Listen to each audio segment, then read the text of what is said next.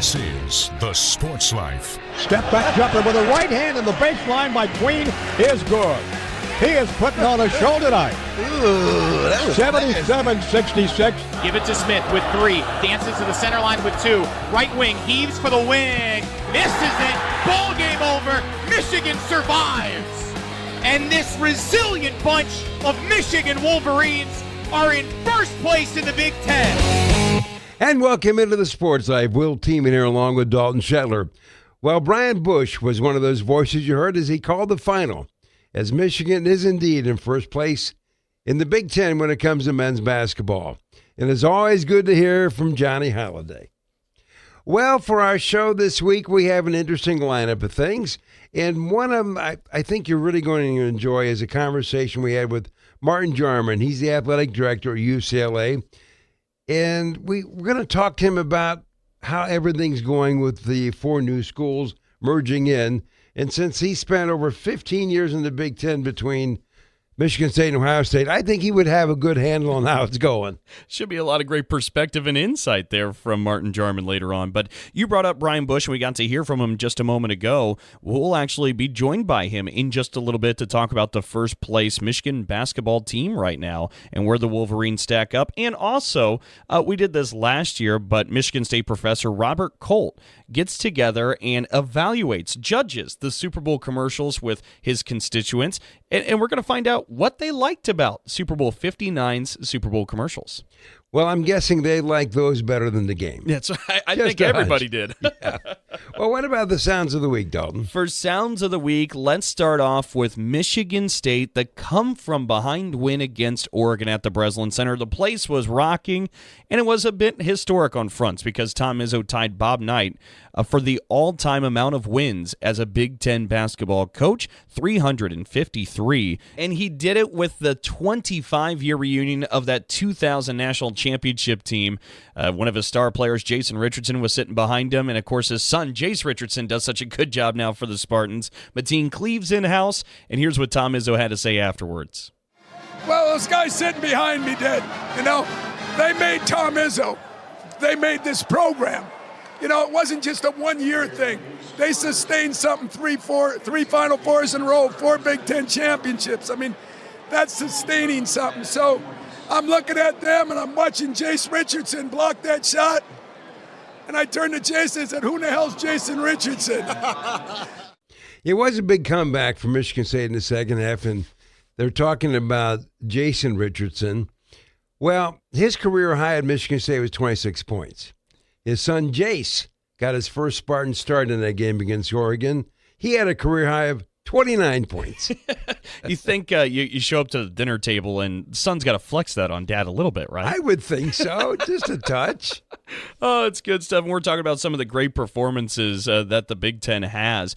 One great performer right now, when you look at some of the individual metrics, just about one of the top in the country individual ratings right now goes to Trey Kaufman-Renn at Purdue. The season he's had at Purdue has been really a fabulous one for the Boilermakers, but he didn't make the midseason watch list for the great centers or power forwards. This left the Boilermakers a bit stunned, and Purdue head coach Matt Painter talked about how Trey Kaufman-Renn gets left off a list like this, with the sound coming courtesy of Boiler Pauly on Twitter. No, it's like anything. Like if you're an English professor, you should be good at English, right? And so if you're selecting these teams, like with the best power forward, the best center, like last year, you know, Braden didn't make the top 10 point guards in the country, but then yet he made the top 5. So like there's an opportunity there when they make mistakes like they've made here. I don't know whether they're putting him on the Karl Malone or the Kareem Abdul-Jabbar award, but at the end of the day, it really doesn't matter because they proved last year when they made that mistake with Braden, they can put him on that top 5. So I just expect that like you would think after they talked about the Karl Malone that happened 2 days ago, that now they would like reconvene and like kind of go through it. But there was 2 different point guard camps last year for the national, you know, where they invited 15 to 16 point guards in the country coming into college and been in college, and I couldn't get Braden Smith in either one of those. And I'm saying, hey man, I'm not saying he's a top 15 point guard in the country. I'm saying he's the best point guard in the country. I go like, you're leaving the best point guard out of the country. It's like having the NBA All-Star game and saying, hey, you know what? the 2 top guys that are going to be MVPs, you're not an all-star. It makes no sense. It just makes no sense. But you have non-basketball people making basketball decisions, and they look at it differently. Then they stereotypically look at somebody who's 5'11", like he's not a player, and he's real. He's one of the best passers ever. He can end up being the best passer ever. In terms of what he does and how he has accumulated assists throughout his career. But yeah, the same kind of holds true for Trey. What's he supposed to do? Right? He's the 5th or 6th most efficient player in college basketball right now. You can't make up the numbers that he has. But the thing that I don't grab is whether it's Braden or whether it's him, how they can't acknowledge it when you win big. If you have big time numbers and your team stinks, I got it. Or your team wins all the time and your numbers are very, modest. They both have big time numbers. And obviously Braden's not in that sphere anymore, right? But he is. And so I just don't understand when you win at a very, very high level and you have those numbers and you're productive and you're the 4th, 5th, 6th most efficient player in the country, whatever the damn stat is. But, to each their own. To each their own. That's on them, really. It's on them because they're showing that they don't understand the game and what matters. Well, I don't think I can argue with one thing Matt Painter said. Not a single thing. I think he nailed it. I hope these groups each year, though, just snub a Boilermaker because I've really started to enjoy the annual flamethrower that Matt Painter takes to every board that votes on these awards. If nothing else, it's at least entertaining to get his reaction, right? Flamethrower. That's a good term. Well, let's go to our last sound of the week this week. Michigan went down to Bloomington and played at Assembly Hall. And, of course, this was on the heels of the announcement that Mike Woodson, this would be the end of him as the head coach at Indiana this season. And there's a lot of talk, a lot of chatter. Hoosier fans really want Dusty May. They wanted him before. He, of course, spent his early ongoings as a manager at Indiana under Bob Knight. There's been a lot of talk about it, and Dusty May was asked about the potential of maybe becoming the next Hoosier head coach afterwards, with the sound coming courtesy of Fox. I mean, first of all, it's flattering when you have the path that I had and have. I'm still on that same path. It's it makes you feel good because what's your competitive advantage as a student manager that transferred in as a marginal Division II player. And you just think back and it's man, you really, all I did was show up with great energy and passion for this game and helping people every day. And because of that, I think people always saw something or believed in me. And then you get to this point. But that stuff's crazy. I mean, I love being at Michigan. I love our team. We're fighting like crazy. That's it. I mean, this place is my foundation, but I'm very, very happy at the University of Michigan. Came here to win a game and mission accomplished. Dusty May, the head basketball coach at the University of Michigan, and I think he's going to continue to be the head coach at the University of Michigan. Back with more of the Sports Life in just a moment. Oh, yeah. Hey, Dad. Did you get a new haircut or something? A new shirt? You're looking good. What happened? A little fender bender? How little? A few days in the shop little, but thanks to Mom and our agent, we've already submitted a claim and can track the status right from the app. Auto Owners pays what they owe without any hassle. Sounds like simple human sense. I'm fine, by the way. Oh, yeah, I was gonna ask. Ask your independent agent if Auto Owners makes sense for you. Every kid deserves a chance to feel safe, to have their own bed, to be loved and cared for. That's why I love my foster parents. They make me feel like part of the family. Raise hope and foster dreams for one of 13,000 Michigan children in foster care. Visit michigan.gov/hope for a home or call 855-MICH-KIDS. That's 855-MICH-KIDS. Sponsored by the Michigan Department of Health and Human Services and the Michigan Association of Broadcasters. Do you hear that? That's the sound of uncertainty lurking under your hood. You know the feeling. I know I do. That sudden sinking sensation when you see a check engine light or your car unexpectedly breaks down and you're faced with sky-high repair bills. It's time to shield against unexpected repairs with CarShield. CarShield is America's most trusted auto protection company and has an A rating with the Better Business Bureau.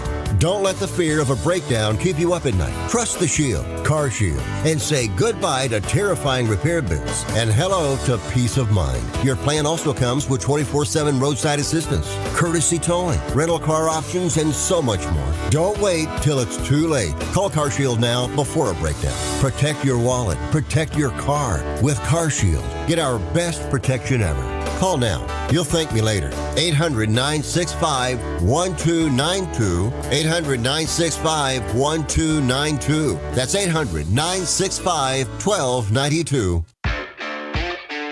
We'll be back with more in a moment. This is The Sports Life.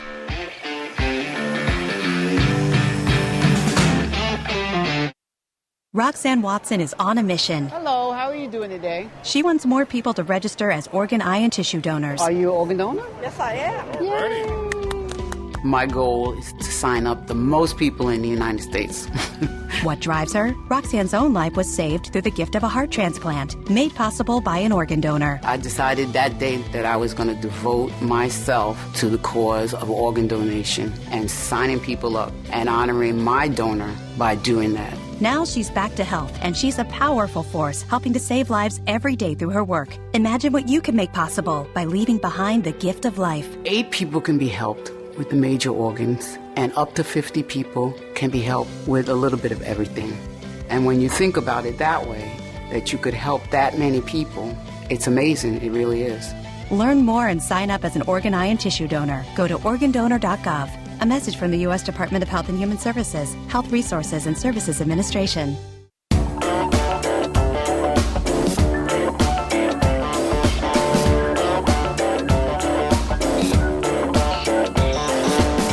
And welcome back for more of The Sports Life. Will Teeman here along with Dalton Shetler.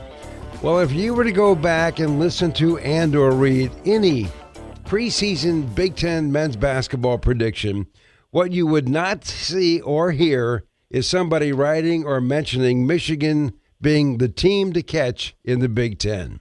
Well, right now we're past the halfway point, and the longest winning streak in the conference at 5 is Michigan, and sitting on top of standings, the Wolverines, 11-2 heading into the weekend, followed by Purdue 11-3, Michigan State 10-3, and rounding out the top 4, Wisconsin 9-4. And joining us to talk about this amazing run of events here is the voice of the Wolverines, Brian Boesch. And Brian, I just want to start off by talking about this 5-game winning streak. You went to Purdue on January 24th and got beat by 27. Something must have inspired somebody because you won 5 in a row, including beating Purdue. Yeah, Will, Dalton, appreciate you guys having me on. Certainly that was the one game where Michigan had nothing going for it. It was over 2 minutes in, and Purdue led for 20 or more points for the last 29 minutes. And Dusty May said afterward, hey, this is a fork in the road. We need to get better. The scout is out that teams know that they can out-physical Michigan, and certainly Purdue did that to the nth degree on that night. And what's interesting is that I still don't think in these 5 games Michigan has put together really anywhere close to a full 40 minutes, which, you know, I hear that saying a lot. If we want to play a full 40 minutes, no one does. It's a game of runs. But Michigan hasn't been all that particularly close, yet they've been able to pull these off. And I know it's been stressful for fans. It's been perplexing for the staff to see a team that can surge out to such a big lead at times in the first half, let that slip away, and then still come back and win the ball game. I mean, Michigan had not trailed in the second half of its previous 3 games before the Purdue victory on Tuesday night. They just kept it close, but never let it get away. And it's been a fascinating watch because you don't just win games by 4 points or less 5 straight times by accident, but it also makes you wonder, okay, are these flaws that Michigan has, like every team has, are they going to show up? And they've just been able to shoo those away enough. And in particular against Purdue, Purdue did a lot of the same things. They had a lot of the same success. Their big 3 had a bunch of success.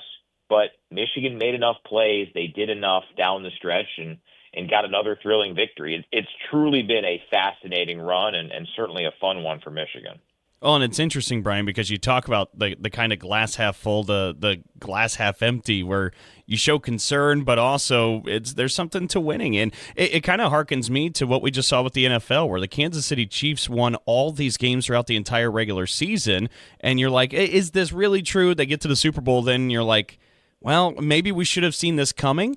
But it does feel like, Brian, to the point that if you're a team that finds ways to win close games, as the Wolverines have done in their last 5, that is a factor of, or an element of championship DNA, is it not? It is. And I understand the analytical, the metric concern. Sure. I mean, Michigan isn't even a top 20 team on KenPom. I get it. Totally makes sense. A lot of that is the turnover issues, which Michigan was able to clean up pretty well against Purdue, one of their lowest performances of the season in that category, and it was necessary. But I think it also shows you that Michigan still has more in the tank. They're not maxing out and playing great basketball and finding ways to scratch and claw past Purdue or going on the road to Rutgers and Indiana, two very flawed teams, but two tough places to play, and getting victories. What I think is optimistic about what Michigan has done is they've been able to win these games with different focal points, different heroes emerging in these spots. I mean, against Purdue, Trey Donaldson had a great start, and then he didn't play for a 6-minute stretch in the second half. Dusty May trusted a freshman in L.J. Kaysen, who hadn't played in the previous 3 games, to play 6 straight minutes. Reuben Jones had a few huge plays, and Dusty talks about his, quote, invisible plays, where he does something to help set up something else. Well, finally, we saw some of the things that he can do right there, not just in the flow of play, but also in the box score. And then Roddy Gale Jr., who will be the storyline coming up Sunday at Ohio State, he had his best game in weeks. He drove to the basket. He was, in a lot of ways, Michigan's offense at times when they were slogged, when they were slow, when Purdue was making things difficult. And he had one of his best defensive games of the season. Danny Wolf, Lad Golden, Trey Donaldson, the Michigan's closest thing to a big 3, they still got theirs, no doubt. But others, like the ones I mentioned, Amari Burnett had 3 huge threes in the second half. They've been able to find different ways to where, even if all the games have been close, the Wolverines haven't had everybody clicking in a game. They've had everybody contributing in games. But the ceiling of this team, I think, comes in the fact that, hey, 7-8 guys have gone and been the best player on the floor for a stretch. I don't think a lot of teams can say that. Certainly Purdue can't. Purdue's top 3 is amazing. It's probably the best in the country. But there's real questions about 4 through the end of the bench. For Michigan, I think there's confidence that several guys can go and be the player you need in a 5-minute stretch down the stretch to get a victory. Well, Brian, everybody talks about your twin 7-footers, but how important is the long ball to this team? You're making over 9 a game. Yeah, and they haven't really shot it at a very high percent as of late. So what I think Dusty May has implemented, that Michigan has ensured over and over and over, is that they're going to try to take better shots than their opposition. Michigan takes very few tough 2s, so non-dunks, non-layups, and non-threes. I mean, Michigan from 3 hasn't shot better than 33% in the last 4, and the only time here in the last, 4 weeks that they've shot better than 40%, they only made 9. So it wasn't a huge part of the game plan against Penn State in that game. So Michigan's going to find ways to get better shots than opponents. They've done it almost every game this season, and that a lot of times means threes. So that's another upside case for this team, is that they have not had – they had a streak earlier this year where they were really, really playing well from 3, and now it just hasn't quite been as successful. They have that ability to do it. They had a stretch earlier in the year where they hit 10 or more threes in 6 straight games. They've had 1 in the last 7. So there is an upside case there to be sure, but we all know the roll of the dice if you go to the 3-point lottery, because they're not guaranteed to go down. But Michigan has capability to do it, no doubt. I do want to mention, Will brought up those twin towers inside of Wolf and Golden. When you look at Wolf, if there was a 5-tool player, like the baseball equivalent in basketball, Wolf would kind of be that. I mean, he's averaging 13 points a game. He's getting 10 rebounds a game. He's second on the team in assists with 86 this season. He leads the team in blocks with 38, and he's one of the top steal getters on this squad as well at 20 steals. He just has a way of rounding out every facet of this game.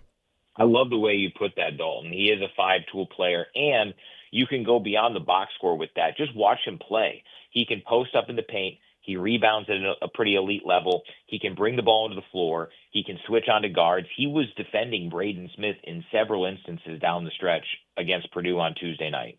So statistically, from just the flow of the game, who he is as a player, absolutely. And I think it's what's so interesting about this team and what will make the NCAA tournament very fascinating is that you can't simulate it.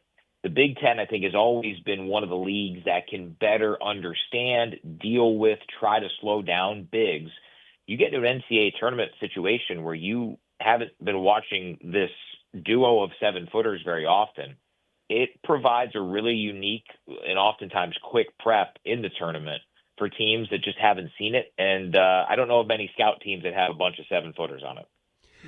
That's a good one, Brian. I think you might be right. That took some real research, didn't it? Hey, that is the expertise you get with me, guys. I appreciate being on here over and over. And I mean, I'm not the best researcher in the country for nothing, right? Yeah, but you got that one right. Well, you look at this. Purdue always has a couple 7-footers hanging out on the bench. So Purdue's the one where they just Matt Painter finds them everywhere. Yeah, I don't know how he does that. He must go to Google a lot. What's he Google? Big guy. See what pops up. So, what does Michigan have to do to keep the magic going? I think there are several options, and that's what's neat about this. One of the things Dalton mentioned, they could hit more threes. They could hit a higher percentage of threes. That can get them some wins where things aren't working elsewhere, or if a team is having more success offensively than what most of the last two teams have had. Oregon certainly did at times. Penn State did at times. But, the Wolverines did a lot better job against Purdue. I thought their first half against Indiana was one of their best defensive performances of the season over a 20-minute stretch. So you have the three-point out. You have the fact that multiple guys can try to continue to feed. I think Damari Burnett might have had a re-breakout performance. He was shooting around 50% from three. And before that, 3-triple second half against Purdue, I think he was 8 of his previous 34. And he unlocks a lot for Michigan in a half-court sense. So maybe he can start to get going and find that December and January form. And I think defensively, this team has not necessarily been elite consistently, but they have been elite at times. And that's definitely really exciting. And one guy we have not mentioned a single time in all of this is Michigan's leading scorer. Vlad Golden has been someone Dusty May has said several times in the last couple of weeks that they've got to find a way to give him more post touches. So he's somebody who can go. I mean, he had a 36-point game this year. He had a 31-point game. He can go and have that takeover type of performance. So, will Michigan win out? No. The Big Ten's too tough for that. But are they just as likely to win by double digits as they are to lose some of these games? Absolutely. They've been on the right side of close games lately, and they will fall short in at least one game down the stretch just because that's how the Big Ten is. But they also have the ability to go and overwhelm you, whether it's home or road. I mean, they've been able to muster some pretty good performances in hostile environments. A win that's aged incredibly well at Wisconsin. That was Michigan's Big Ten opener before we really knew what this team looked like. They went to Madison and won a game where they shot 20-something% in the first half. So the malleability, the way that this team is able to kind of custom fit itself for the situation and the opponent is what is important in a league where you got a million teams like the Big Ten. And it's important come March when you're facing teams you haven't seen much of much or at all going into each game and short preps. So how, I'm not sure, but the fact they've got a lot of outs, that's what you want in poker, and that's what you want in basketball. Well, as always, Brian, I appreciate you joining us, and it's good to know for Dalton and I, if we are looking for big guy research, we know where to go. No doubt, guys. My commission isn't too high, so I'll give you a discount. There you go. Talk to you soon. All right, guys. Be well. As always, a fun chat with Brian Boesch, the voice of the Wolverines, talking about Michigan's nice surge in the Big Ten basketball standings. Okay, up next, we're going to have a real fun conversation with Robert Kolt. We're going to talk about Super Bowl commercials right after this. So, got one for you, boss. Oh, yeah? What's black, white, and dented all over? I give up. The company truck. I know, but thanks to our agent, we've already submitted an insurance claim and can track the status right from the app. Auto Owners pays what they owe without any hassle. Lucky for you, that's simple human sense.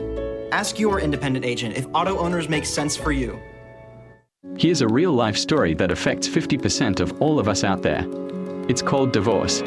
If you've gotten divorced and now you're struggling to pay your bills and your credit card debts are completely out of control, you need to call this special debt relief hotline right now. We help people with all kinds of money problems caused by different life challenges, a divorce, a job loss, even heavy medical bills. All these life events can sometimes financially stress you out and cause you to get out of control. We help people get their lives back by showing them ways to consolidate and reduce their debt, in some cases for a fraction of what they owe. If your credit card balances are more than $10,000, call us and learn how to reduce your credit card bills and monthly payments now. Here's our number. Paid for by Debt.com. Call now, 800-810-1584, 800-810-1584, 800-810-1584. That's 800-810-1584. That ought to do it. Totally energy efficient. Oh no, not again. This time, we're getting help. Ladies and gentlemen, it's the battle of energy efficiency improvements. In this corner, Mr. I can save money and do it on my own. And in this corner, Miss Let's get it done right with some help. Fight! Or you could just go to avoidenergydrama.com. From sealing your home to helpful loan options, you'll find all the tips and tools you need to stop wasting energy and stay comfortable. Avoidenergydrama.com. Brought to you by Michigan Saves. We'll be back with more in a moment. This is The Sports Life.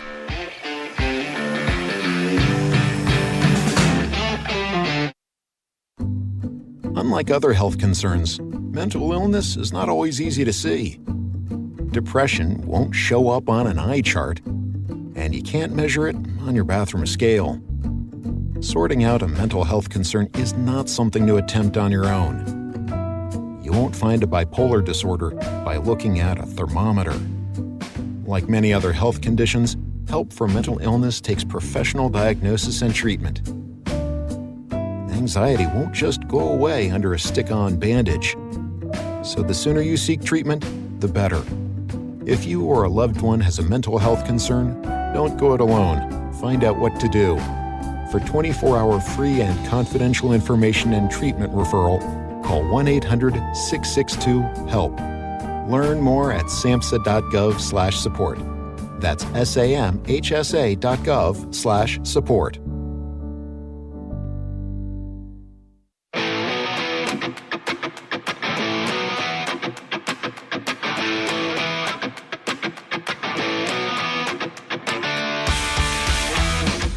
And welcome back for more of The Sports Life. Will Team here along with Dalton Shetler. Well, for the 28th year, the faculty of the MSU College of Communication Arts and Sciences, well, they've been ranking ads during the Super Bowl. And joining us again for the Super Bowl postseason visit is Robert Kolt, Professor of Practice Emeritus in the MSU Department of Advertising and Public Relations, and the creator of this Ad Watch tradition. And Robert, thanks for joining us again. And I guess I just open up the questioning by asking you how you think this group of ads stacked up.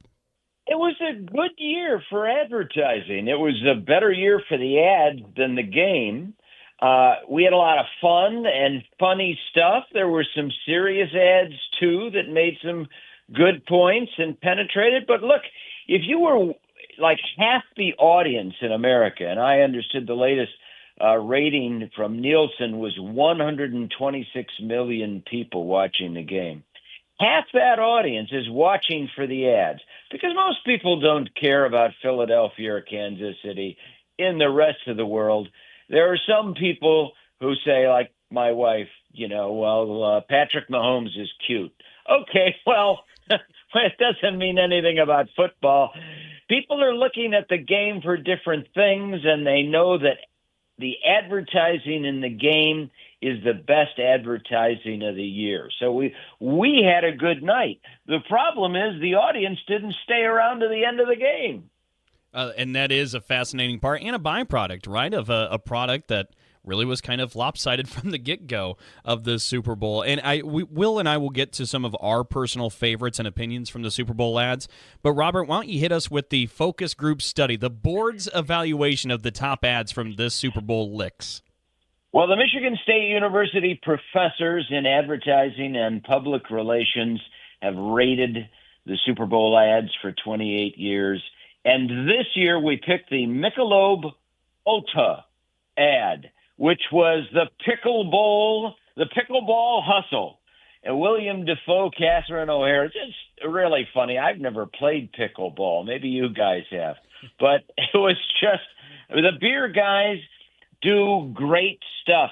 Mountain Dew did the artist Seal as a seal, which was great animation, and we loved it. WeatherTech did some crazy granny stuff. Then we had a really good Google Pixel ad, and then Novartis, the drug company, focused on breast cancer awareness, and the ad was called "Your Attention, Please," and they literally showed women's chests for a couple of minutes, but then delivered a good hard message. You know, it was a great year. We had Rocket Mortgage, Hellman's Mayo, Nike, Stella Artois, and Bud Light. All the beers do well. So those were our top ads in the game. Well, you know what my top ad was, you ready? The one I really liked a lot. I really loved the Jeep owner manual. I really did. Now, what is it that you loved about it? Well, number one, I loved the message, okay? And I thought it was clever, especially at the end when Harrison Ford announced that he was a Ford, not a Jeep, even though he loved his Jeep. I just really enjoyed it. I thought it was very clever. Well, so, Will, you identified which could be the only iconic ad in the game. I think people will remember that for a long time. They had a big-time director. You got a big star celebrity to be in the ad. You feature the product. There's a really good message. Here's the tough thing. They're paying $8 million for 30 seconds, and that was a 2-minute spot. So that ad went on for a long time, and Jeep paid a lot of money, and then it aired at a time that was late in the game when the audience was dropping off. So I kind of feel bad for Stellantis putting up, the Jeep ad, making great commercials. Maybe we'll see it again in the future. Maybe they'll edit it down to 30 seconds. Well, and while we're doing personal picks, one that I enjoyed that didn't get quite the accredited score from the group here from Michigan State was the Uber Eats ad starring Matthew McConaughey. I thought the writing on that was really creative, incorporating all the ways football has been imaging to us subliminally about food throughout time, and Matthew McConaughey kind of representing all the different eras. Why didn't that maybe factor as well for the group? Well, it did. I mean, we rated that pretty high. I mean, it was in the top 20. I think it was number 16.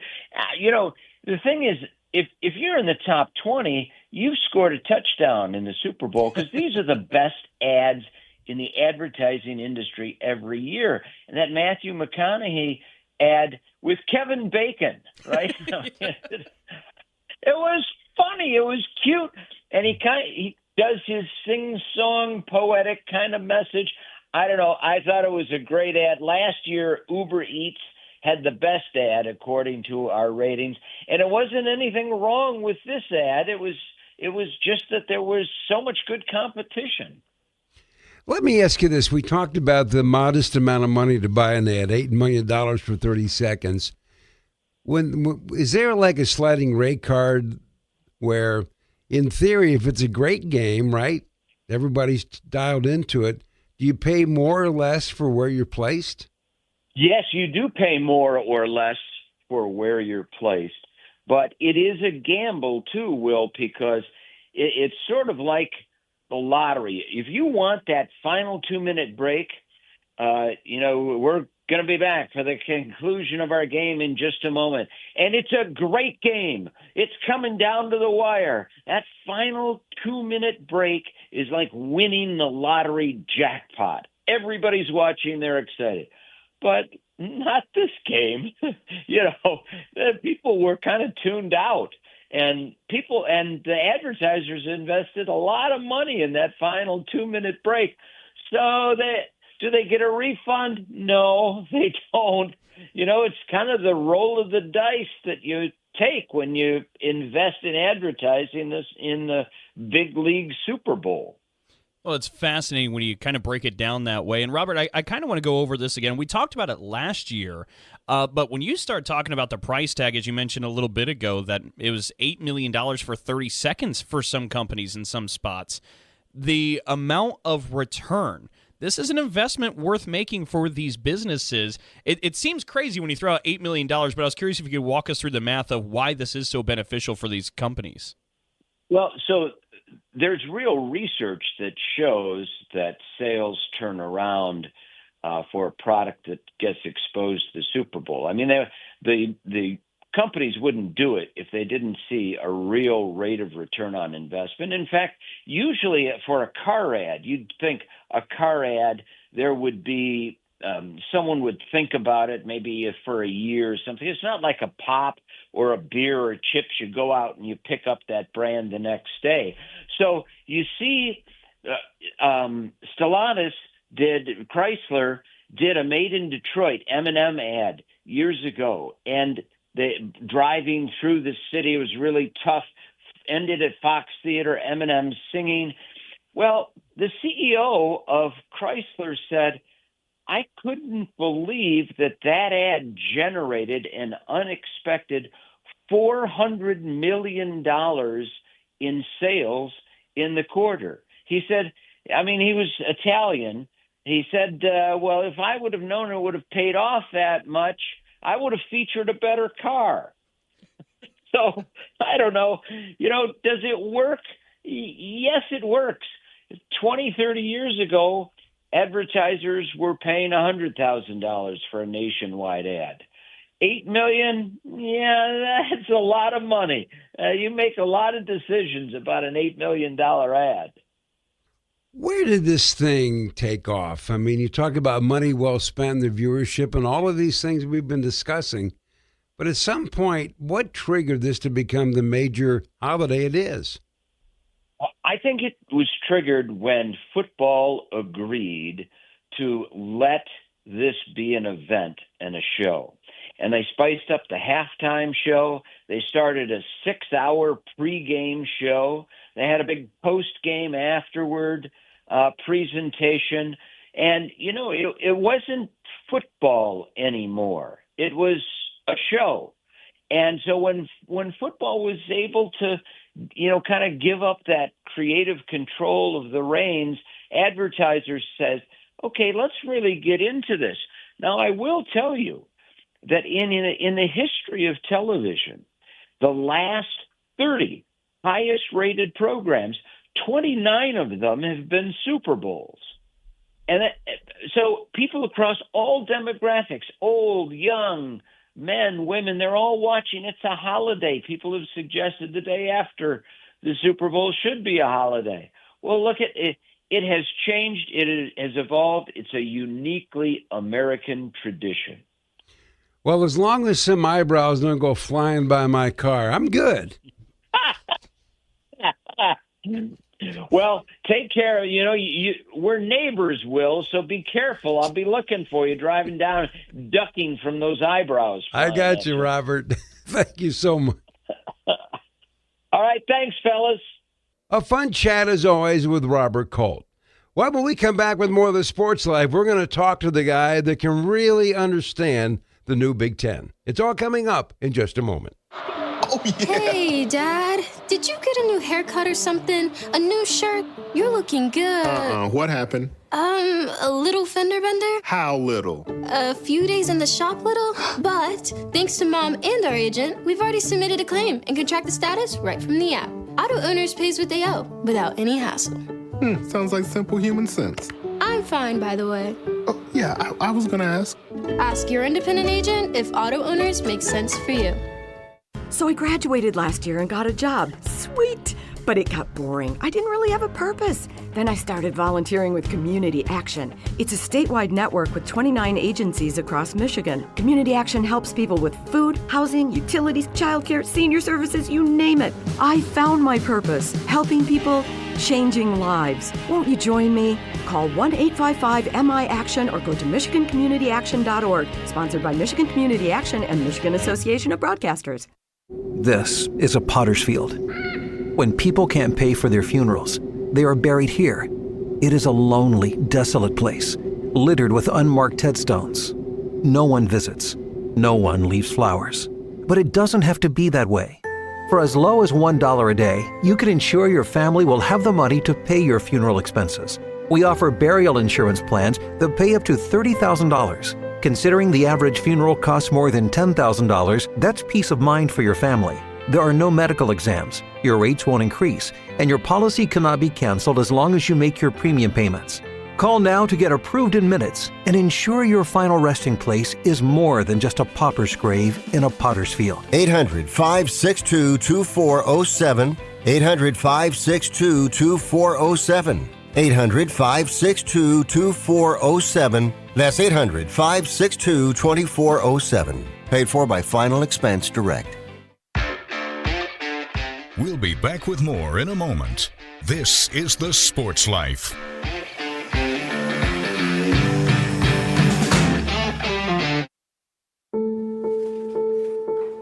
We all make choices. When it comes to alcohol, kids make choices whether to drink or not. Bye, Dad. Bye-bye. Remember, I'm going to Alex's party tonight and sleeping over. Hey, have a seat for a second. Remind me about that party again? Alex is just... And adults make choices whether to talk about it. That's true of parents and every other trusted adult in a kid's life. Kids want to know our expectations when it comes to alcohol and other drugs. They want guidance and honest answers to their questions. And it makes a difference when the message is consistent and part of everyday conversations. So talk with your kids and help lead them on a positive path. Because when you talk, they hear you. For more information about talking with your kids about underage use of alcohol and other drugs, visit underagedrinking.samhsa.gov.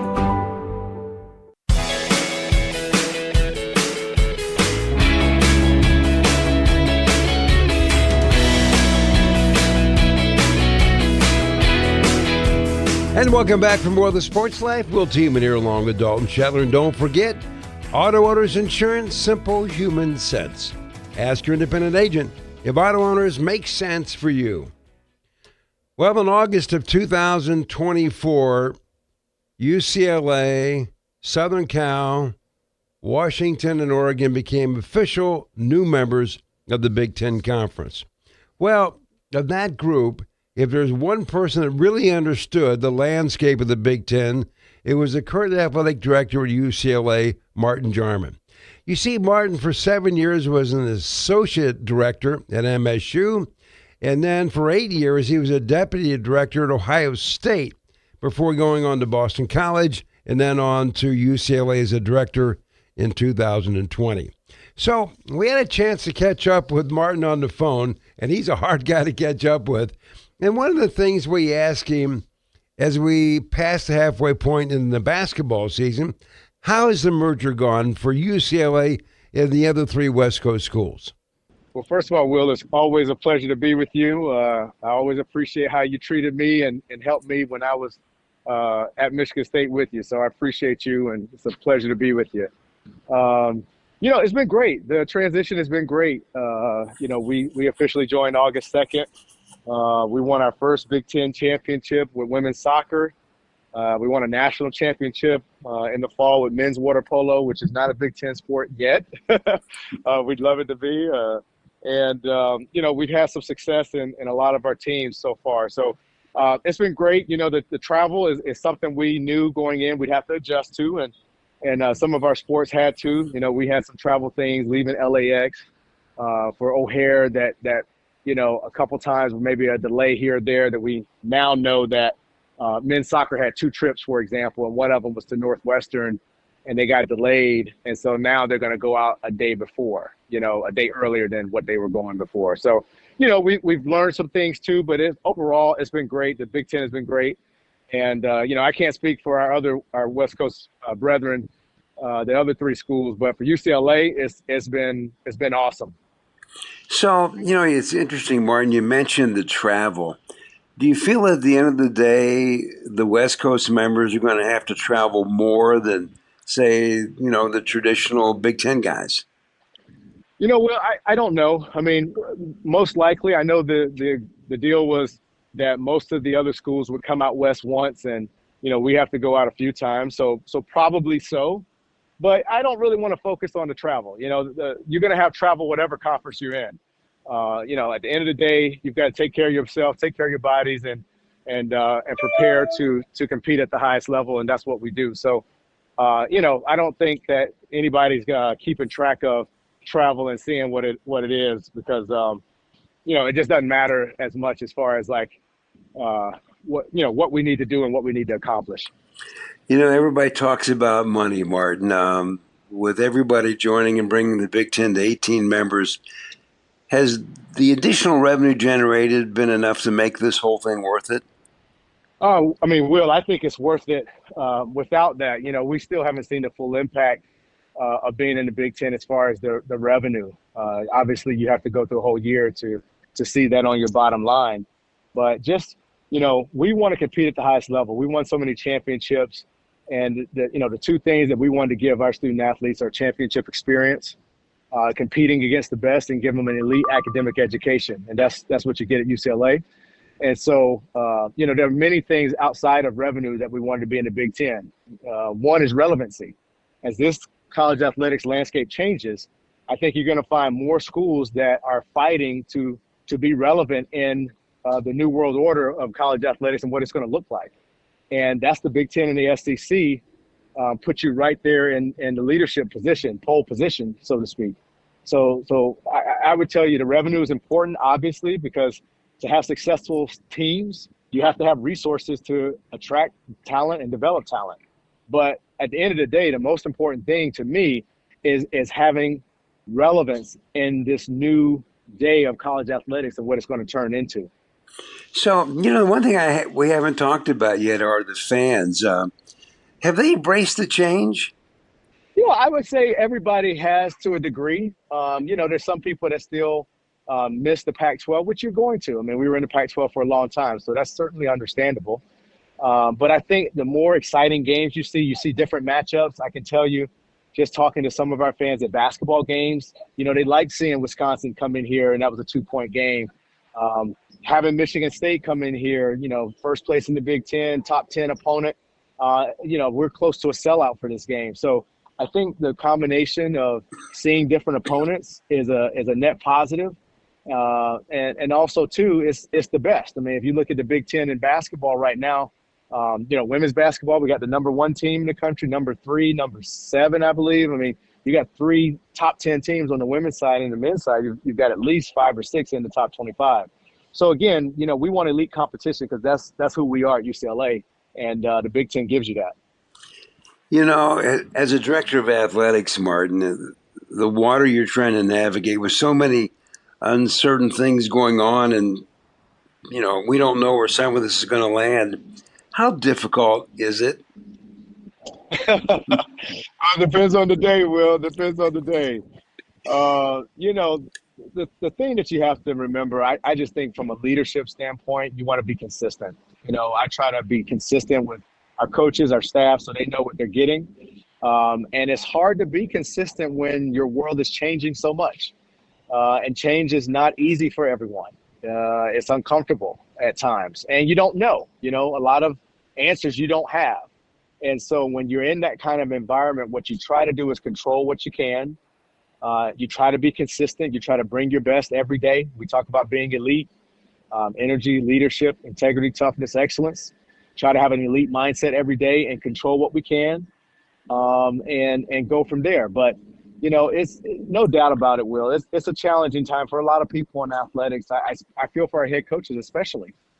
Just the roster management now, NIL, transfer portal, all of that happened so rapidly, and it changed so much that, our head coaches have had to adjust and adapt tremendously. So, I wish our supporters and people outside of college athletics would have a better appreciation for how much change has impacted head coaches and what they have to do. And, it's a different world, but it's good. A lot of change happens and a lot of positives come from that. And I have no doubt in my mind, we're going to be better for it. We just got to get through this phase of rapid growth and change and come out on the other side.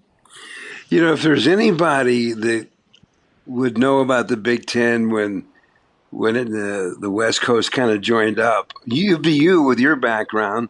So when we got going in this 18-team league, anything catch you by surprise? Did anything catch me by surprise? Oh,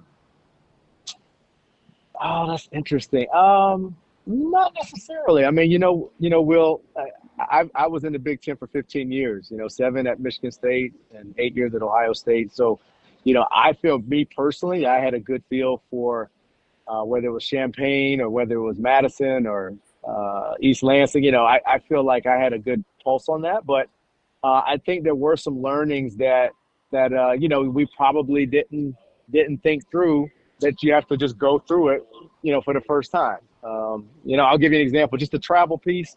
And again, travel's been fine. It hasn't been a whole lot more than what we were used to before as far as our Olympic sports. Like I said, men's soccer, I think they got delayed one time out of LAX for 6 hours and they got to Chicago late. And so their next trip, instead of going a day before, you go 2 days before, So there are things you learn like that you just quite didn't anticipate. But it hasn't been much that has surprised me. I knew it was a competitive league. I knew you got to bring it every night, especially basketball. There's no nights off with anybody in the league, 18 deep. So here we are. We're getting through that first go-around. So when all the ADs get together and you guys review what has happened, any tweaks that you think you might want to make moving forward into year 2? Yeah, I think right now we're so focused on this house settlement and really trying to prepare for that to potentially go through. I hope it does go through. I think we need to get more of a structure in place to give us some consistency and some stability. But I think a lot of us are just really preparing for that house settlement. So I've been less focused on what changes need to be made in the Big Ten. We have obviously talked about some. After the seasons, like football, for example, we talk about what went right, what didn't go right, what do we need to look at, what do we need to put up for the rules committee, the NCAA, those kind of things. So you have a natural, hot wash after the season as far as kind of assessing where things stand and what needs to get better. But I think a lot of us are really just preparing for this new world. We're potentially going to share revenue with athletes for the first time in collegiate athletics history. And so that's a big deal, man. And so I think we're all, from a staffing perspective, from a cap management perspective, from a business perspective, you have to prepare the enterprise, the business, to be able to take on that and thrive in this new environment and have a more business approach to your decision making and how you go about doing what you need to do. Well, Martin, as a final thought, anything you want to add I haven't asked you about? No, I mean, you're a pro, Will. You've covered it all. I mean, I think we're excited about being in the Big Ten. Our fans are excited. We can't wait for the Big Ten tournament in Indianapolis, both of them, for men's and women's basketball. And it'll be good to keep going back to the Midwest and compete at the highest level. But no, we're in a good place. Well, I sure appreciate it. Thank you so much, Martin. All right. We appreciate you. Thanks, Will. As always, a good chat with UCLA Athletic Director Martin Jarmond. When we return, our parting shots in just a moment. So, got one for you, boss. Oh, yeah? What's black, white, and dented all over? I give up. The company truck. I know, but thanks to our agent, we've already submitted an insurance claim and can track the status right from the app. Auto owners pays what they owe without any hassle. Lucky for you, that's simple human sense. Ask your independent agent if auto owners make sense for you.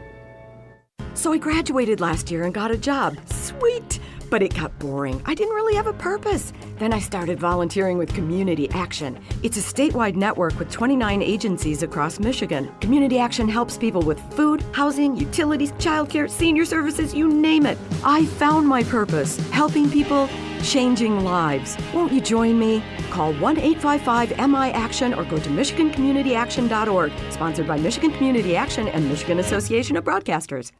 If you have diabetes, listen up. If you have insurance, you can qualify for a continuous glucose monitor. With a CGM, you can continuously track your levels and trends and spend more time in range, significantly lowering your A1C. More importantly, a CGM eliminates the one thing most people with diabetes hate: painful finger sticks. Order your new continuous glucose monitor today. If you use insulin and if you've seen your diabetes care provider within the last 6 months, you may qualify for your own CGM right now. We'll do all the insurance paperwork and deliver your new CGM at little or no out-of-pocket cost to you. Medicare and most insurances will cover your CGM, so don't wait. Have your insurance handy and call the Aptiva Medical CGM Health Hotline right now. 800-948-6912. 800-948-6912. 800-948-6912. That's 800-948-6912. We'll be back with more in a moment. This is The Sports Life.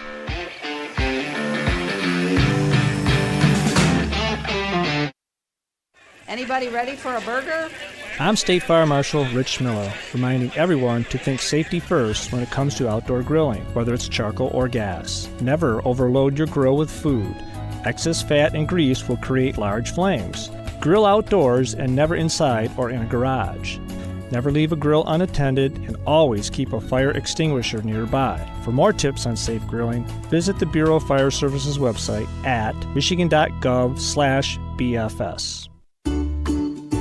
Medicaid and CHIP offer free or low-cost health coverage for children and teens. Hospital and doctor visits, prescriptions, shots, and more are covered. That's peace of mind for parents if a child is sick or gets injured. And parents may now be eligible for Medicaid too, even if they've applied in the past. Enrollment is always open. Visit InsureKidsNow.gov or call 1-877-KIDS-NOW. Paid for by the U.S. Department of Health and Human Services.